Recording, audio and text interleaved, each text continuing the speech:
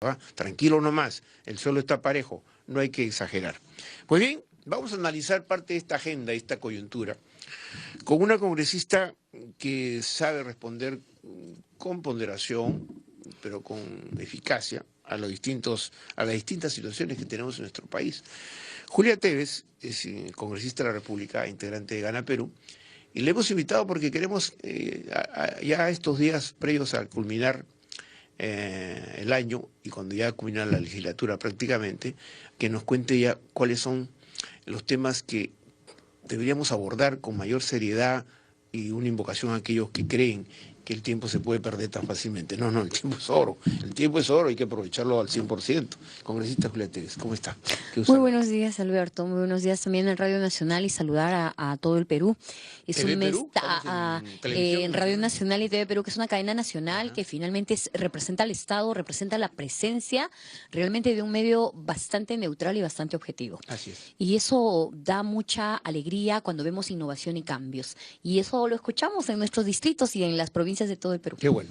Congresista, vamos primero por el tema de la necesidad, porque se ha comentado, he visto algunos periódicos que mencionan la Procuraduría se debilita, la Procuraduría Anticorrupción está perdiendo piso.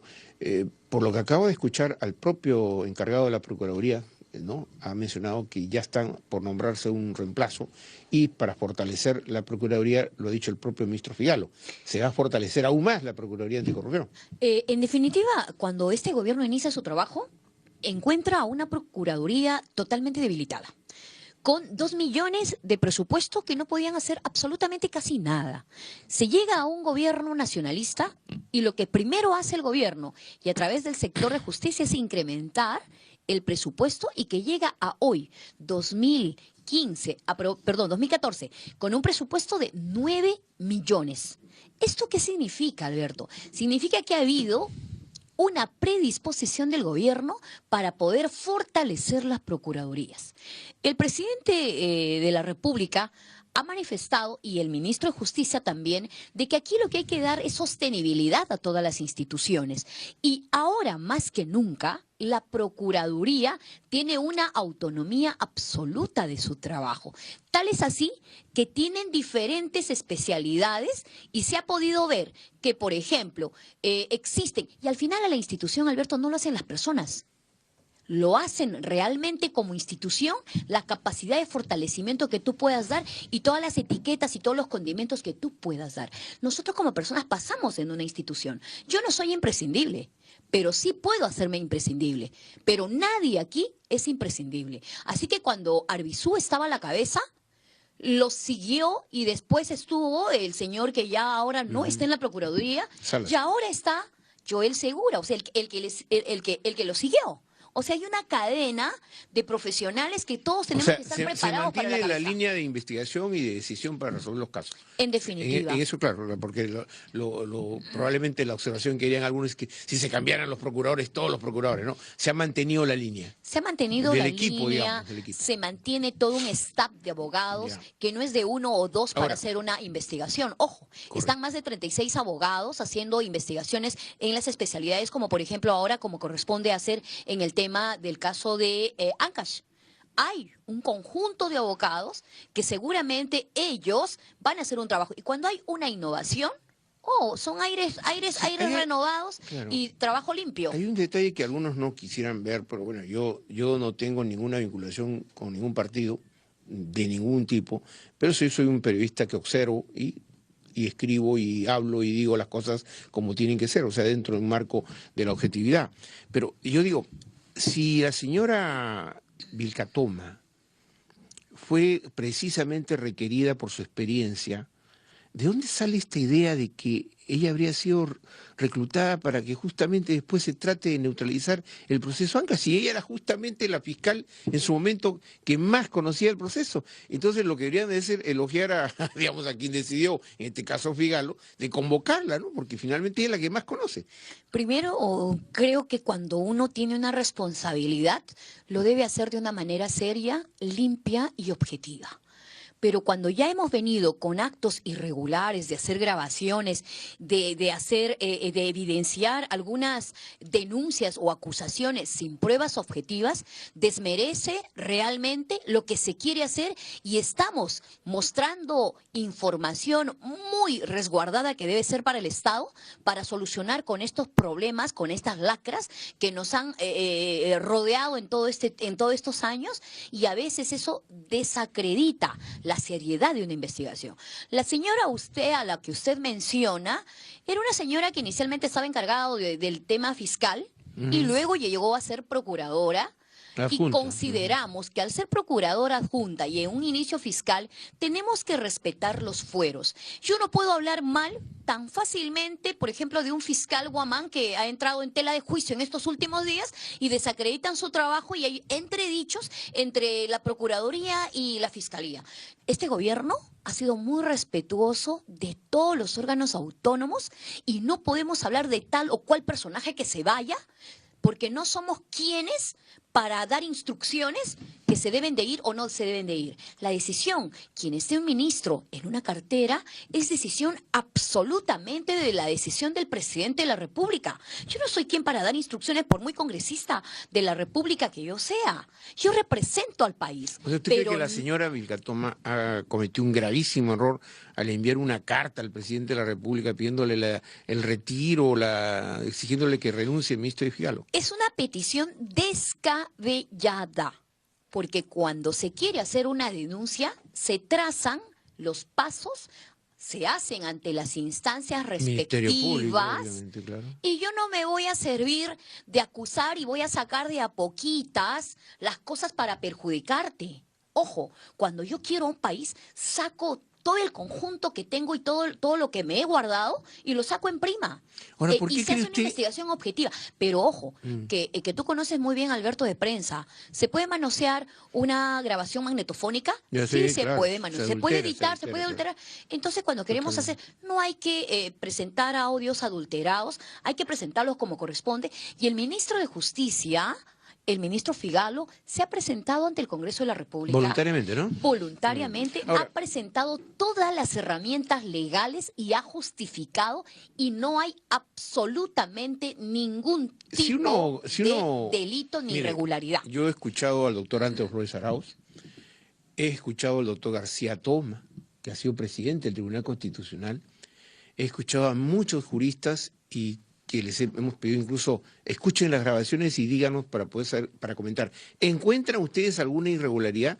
Y ellos lo han dicho públicamente, en entrevistas y en declaraciones, que no hay una irregularidad. Es decir, en esa conversación sí se nota, dicen ellos, que hay una intencionalidad de la persona que está grabando, decirle, doctor, y el caso, ¿no? Laún del Ocio, o sea, parte de eso, y eso es lo que no quieren observar, y uno que es investigador, como periodista, he investigado muchos casos de corrupción, la gente probablemente se olvidó, yo lo puedo decir ahora, el caso de las cuentas del Gran Caimán, las famosas cuentas del $1.200.000 que supuestamente un ciudadano italiano del tren eléctrico pagó como soborno. Eso lo descubrí, está en portada en primera plana hace muchos años atrás, porque lo descubrimos porque fuimos a cotejar información y no estuvimos tratando de mostrar, sino sacamos la información y entregamos esto a las autoridades. Entonces es lo que hay que hacer. Lo que tú estás demostrando con esto, y estoy atenta a tu explicación, es de que aquí se tiene que escuchar a las dos partes. No podemos aprovecharnos de un circo mediático y solamente escuchar a una parte. Lo que el ministro Daniel Figalo ha manifestado ha sido contundente. ¿Y por qué mediatizamos o aprovechamos de un círculo? ¿O con quién me quiero congraciar? ¿O qué es lo que quiero? Ya estamos a puertas de las elecciones del 2016. Bueno, los ofrecimientos están de por medio. Ya muchos han empezado con la campaña electoral. Esta es una estrategia política preelectoral. ¿Podría considerar un trabajo de la oposición y que quieren desenfrenadamente llevárselo abajo ahora con la competencia y con la carrera, llevarse abajo a los ministros y desacreditar al gobierno? ¿Usted cree que le han puesto la puntería a algunos ministros ya? Por supuesto que sí, hemos empezado con una serie de interpelaciones. Así que ahorita en la boca de toda esta semana han perjudicado notablemente el trabajo que ha estado luchando frontalmente contra la corrupción, que es el programa emblema que es la propuesta emblema de este gobierno y que encabezó uno de los ministros tan importantes que es Daniel Figalo. Es preocupante para nosotros y sobre todo para el país. No para la fuerza, no para nosotros como fuerza política. Nosotros estamos trabajando en sentido país, estamos trabajando para los de abajo. Entonces, no se puede escuchar a una parte cuando ya están de repente habiendo encargaturas, ofrecimientos para un proyecto político para el 2016. Nosotros estamos preocupados en los ciudadanos, Alberto, en los 30 millones de peruanos, en repotenciar el trabajo de todas las instituciones, en tener más de 20.000 estudiantes y no tener profesionales de doble discurso y decir que ellos van a garantizar el desarrollo sostenible con becas completamente gratuitas al 100%, que me dé garantía para ser profesional en lo que es beca 18. En dar fortalecimiento con proyectos importantes en el tema de la SUNAT, que solamente el 15% tributaba y el resto había una informalidad. Ahora estamos propendiendo a incrementar el número de contribuyentes y estamos llegando a 22%. Esto significa que estamos trabajando con grandes reformas como el proyecto Talara. El tema del megaproyecto del gasoducto sur peruano. 40 años hemos esperado para el tema del aeropuerto internacional de Chinchero. Y esto no estamos en competencia para decir qué tenemos al 2016. Estamos trabajando a largo plazo con el plan bicentenario al 2021 y que finalmente el Perú se verá reflejado en su desarrollo y en su cambio de ser uno de los primeros países. Congresista, algo está pasando, digamos, entre nosotros los peruanos, ¿no? Porque llega la más alta funcionaria del Fondo Monetario Internacional y elogia la política social del gobierno, ¿no? O sea, la elogia. Yo no creo que la señora diga, son funcionarios de mucho nivel de respetabilidad, su palabra tiene mucho peso. Llega el presidente del Banco Interamericano de Desarrollo y dice, oye, lo que está ocurriendo en el Perú es extraordinario y está casi garantizado que el próximo año el crecimiento se va a elevar. Y hay así como ellos muchos. Y el canciller de la República, el embajador Gonzalo Gutiérrez, me dijo el otro día acá, oye, parece increíble, me decía Alberto, que en el exterior nos elogian. Y aquí casi, bueno, no usó la palabra, yo sí la voy a usar, aquí nos andamos macheteando. Es decir, ¿no? O sea, cuestionando cuando de afuera la expectativa es que el Perú está muy bien en el proceso de volver a acelerar la economía y hacerla mucho más estable. ¿Qué cree que está pasando? ¿Que hay un grado de desinformación? ¿Hay mala intención? ¿Qué una predisposición a ver solamente lo turbio? ¿O qué? Estamos confundiendo aspectos sustanciales para el logro de un desarrollo de país. Estamos confundiendo el trabajo político que debemos hacer para crecer como país y estamos politizando muchos aspectos importantes. No estamos conociendo en su real dimensión lo que es una política verdadera a estos años. Estamos destruyéndonos entre nosotros mismos y no nos estamos valorando. Y no valoramos a quien entra o ingresa en un proceso de gobierno logrado en un proceso electoral representando a todo un país por elecciones generales. Entonces existe la competencia de fuerzas políticas que quieren despreciar las acciones. Quien le ha otorgado la confianza es el país y el presidente de la República es el presidente de todo el país. Y hemos logrado en estos 3 años y medio, muchos de nosotros, decepcionarnos completamente porque está bajando el sentido de lo que es política. Estamos adjetivando y estamos en todo momento linguneando a un presidente de la República que se merece un respeto y que candidatos que están ya en competencia electoral pues sencillamente lo maltratan y lo pisotean como quieren y no quieren reconocer el trabajo de política social que es el trabajo que este gobierno ha emprendido. Y hablar de política social, Alberto, es que hemos dejado completamente abandonado educación, salud e incluir a todos los hermanos del interior del país. No solamente es Lima, el Perú, son las 23 regiones. El Perú representa a estos hermanos y nosotros representamos a las profundidades de cada pueblo que nos llamamos Perú. Vamos a ver, medidas que se han tomado para un poco convalidar lo que usted nos está diciendo. O sea, se han tomado medidas, tengo entendido que ya se publicaron en El Peruano y que entra vigencia a partir de mañana, la ley que promueve el empleo en los jóvenes. Calculo más o menos 190.000 jóvenes que podrían incorporarse en digamos, en el primer intento, ¿no? A una fuerza laboral, digamos, casi nueva, porque están ellos sin experiencia laboral. Explíquenos un poco las bondades de esto. Sí, se ha publicado el día de hoy la ley, la 30288, en el cual permite el acceso laboral a los jóvenes del Perú que absolutamente nunca hayan trabajado. Es decir, es la primera vez en su vida que van a tener acceso laboral. Que no han tenido vínculo laboral. No han tenido ni tienen a la fecha vínculo laboral. Ya. O sea, los jóvenes que trabajan en este momento no se van a ver perjudicados en absoluto con esta ley. Se mantienen con la ley como corresponde.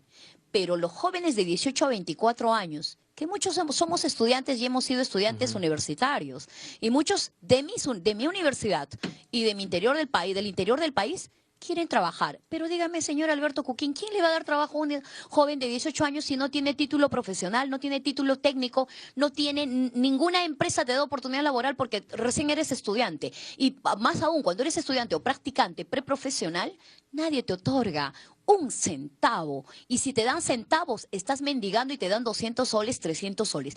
Con esta ley estamos regulando y vamos a permitir que ese joven no lo sobreexploten y haya un ingreso mínimo del salario vital. Es decir, ya no va a haber la sobreexplotación de 200 soles, ahora tendrán que supeditarse a esta ley tienen el salario y mínimo pagar. vital. Tienen el salario Tienen mínimo 15 vital. días de vacaciones. Tienen 15 días de vacaciones. Además, según me ha explicado el doctor Herrera, es decir, los primeros 2 meses son de prueba, ¿no? Pero una vez superados los 2 meses, ese trabajador joven queda enganchado obligatoriamente 1 año, ¿correcto? 1 año, ¿sí? Absolutamente cierto. Y puede tener el vínculo laboral hasta 2 años, no máximo a 3 años. Esta ley solo tiene su duración de 5 años. ¿Cuántos se van a beneficiar con esta ley? Son más de 263,000 jóvenes. Vamos a con esto erradicar la informalidad. Vamos a erradicar con esto el desempleo juvenil. Y eventual reclutamiento en actividades ilícitas, por ejemplo. En definitiva, y vamos a permitir que miles y millones de estudiantes de secundaria, de estudio técnico o de estudios universitarios que en este momento sufren por cubrir sus necesidades básicas, que es la alimentación, la vivienda, con esta ley tengan un acceso laboral y una oportunidad. ¿En la seguridad social también?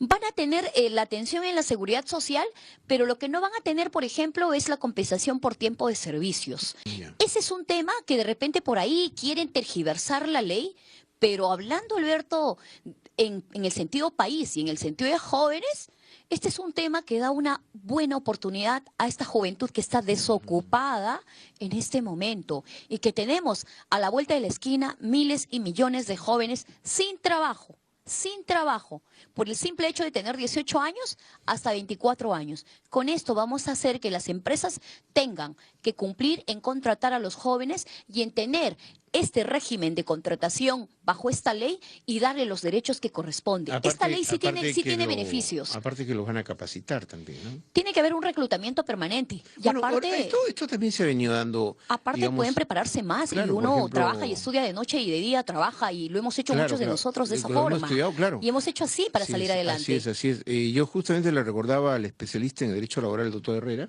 hace unos instantes conversando con él, que efectivamente, por ejemplo, muchos que hemos empezado a estudiar, buscamos una chambita, ¿no?, para trabajar y cubrir, y con eso parte de nuestros estudios, pero a veces la informalidad era tan vil, que algunos se aprovechaban, ¿no es cierto? Entonces decían trabajar más de lo necesario por 100 soles, por 200 soles.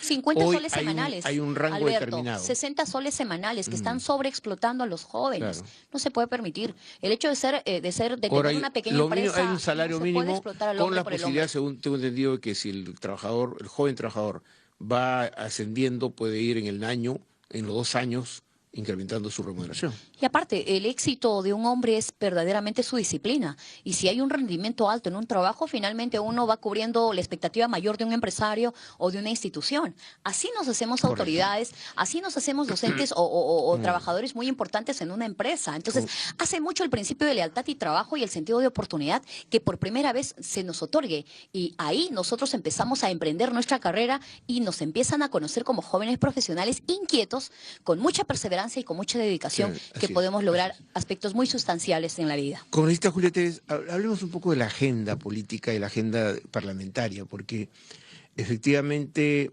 el próximo año va a ser un año muy político, usted lo sabe, es un año preelectoral, entramos en una carrera hacia las elecciones generales del 2016, que se van a convocar solo en abril. O sea, prácticamente nos queda mucho tiempo, ¿eh? ¿Qué agenda cree usted que el Congreso tiene que abordar? ¿Qué tipo de temas tiene que abordar para ir cerrando esa brecha que existe de asuntos legislativos pendientes? Tenemos que trabajar proyectos de ley en las cuales no pensemos en esta carrera electoral. Pensemos en el sentido país. Pensemos en el último ciudadano que está en el último rincón del Perú, Correcto. esperando una oportunidad.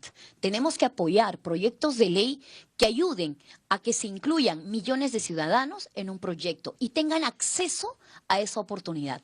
Nosotros tenemos proyectos de ley bastante importantes que, por ejemplo, el tema del servicio de Internet. Si bien es cierto, aquí tenemos una velocidad con la cual una empresa me otorga bajo la contratación de la velocidad, como hacemos en el contrato para el tema del servicio de Internet, la velocidad es correcta, correctísima. Pero cuando vamos a los lugares más abandonados, provincias y distritos, tenemos que esperar 2 horas, 1 hora para tener el servicio de acceso al Internet. Entonces hay un proyecto de ley, por ejemplo, que ahorita estamos esperando que se apruebe y ojalá en el Pleno tenga, y es un proyecto de mi iniciativa, de que haya un registro nacional, ¿no?, de lo que tenemos acceso a Internet y haya una inclusión y todos tengamos el acceso y no haya un desequilibrio entre lo que me dice el contrato y lo que me ofrecen por ser un provinciano o una región. Nosotros tenemos que cumplir fielmente con los mismos servicios y acceso que tenemos en la ciudad de Lima, tengamos el mismo acceso aquí, en una provincia o en un distrito. Claro. Estamos esperando proyectos de ley, por ejemplo, el tema de la Procuraduría. Necesita fortalecerse, pero hay un proyecto de ley que se ha presentado del Ejecutivo a través del Ministerio de Justicia y no lo hemos tratado a la fecha. Hay Para proyectos fortalecer el para Consejo de Defensa fortalecer, Jurídica del Estado. sí, y para fortalecer las Que procuradurías forma parte del Consejo. que forma parte del Consejo Ya. y que la preside el Ministro de Justicia.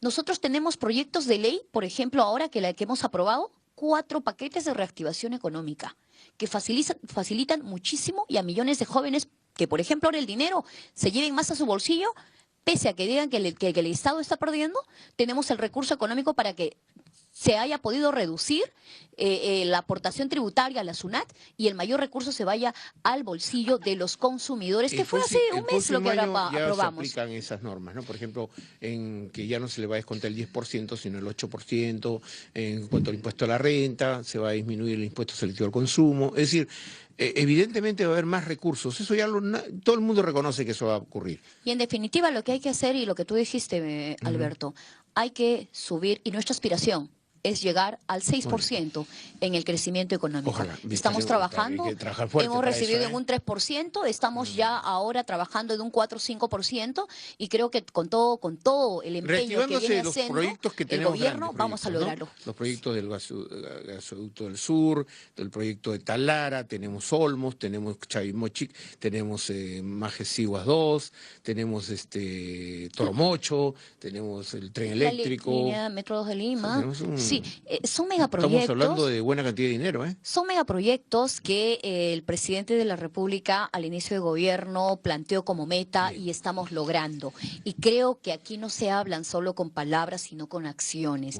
Y son metas serias y responsables porque así lo acredita la ley y han sido concesionados bajo un proceso serio que nos hemos basado en la legalidad. Y Proinversión no puede salirse del esquema legal. Así que hay proyectos como el gasoducto sur peruano que han sido procesados bajo el régimen legal, bajo la ley. Ahora, si hay algunos vacíos legales, está entonces el trabajo en la cancha de nosotros, que si hay una concesionaria o una empresa en el proceso de concurso, queda al final una sola empresa, la ley lo admite al momento, Alberto Cuquín. Y lo establece, ¿no? Y lo establece así, correcto. que al final, al cierre del proceso, si queda una empresa, se retrasa el proceso o quede en foja cero, pero si la ley lo contempla, todavía estamos bajo la ley. Es nuestro trabajo y de ser así cambiaremos mucho y toda ley es perfectible. Y creo que estamos en ese proceso y es nuestro trabajo legislativo. Hemos agotado los 30 minutos, lamentablemente no tenemos más. desde la radio y a través de Radio Nacional y TV Perú entregamos las declaraciones. Ayer, como ustedes han observado, estamos revisando